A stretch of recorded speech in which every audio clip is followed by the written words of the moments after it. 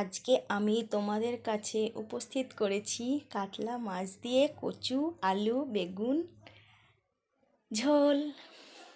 তো এই রান্নাটা করার জন্য বিশেষ কিছু মশলার প্রয়োজন নেই।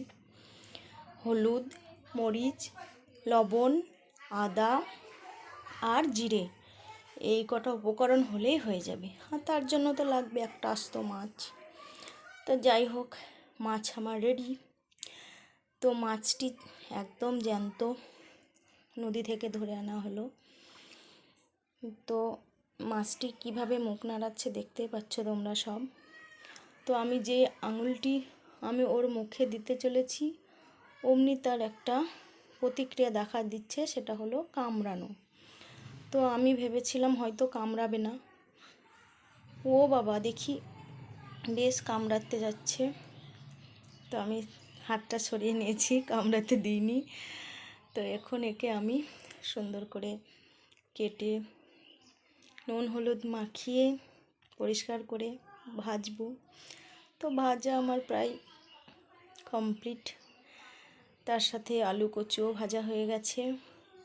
মশলাটাও কষে নেব। আর মশলাটা সুন্দরভাবে কষানো হয়ে গেলেই তাতে পরিমাণ মতো জল দিয়ে ফুটিয়ে নেব। জলটা সুন্দরভাবে গরম হয়ে আসলে সেই ভাজে রাখা উপকরণ অর্থাৎ আলু কচু আর বেগুন, সেটা অবশ্য ভাজা না, কাঁচা, তো আমি সব শুদ্ধ একসাথে ভালো করে সেদ্ধ করে নেব। আর সেদ্ধ হয়ে গেলে রেডি হয়ে যাবে এই সুন্দর মাছের ঝোলের রেসিপিটি। তো কার কেমন ভালো লাগলো অবশ্যই কমেন্ট করে জানাবে।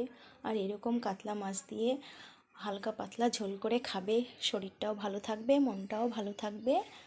আর অবশ্যই ভালো লাগলে, সেটা আর বলতে হবে না নিশ্চয়ই, like comment and share. Tata, bye bye. Ready হয়ে গেছে আমাদের তরকারি, গরম গরম ভাত দিয়ে খেয়ে নাও।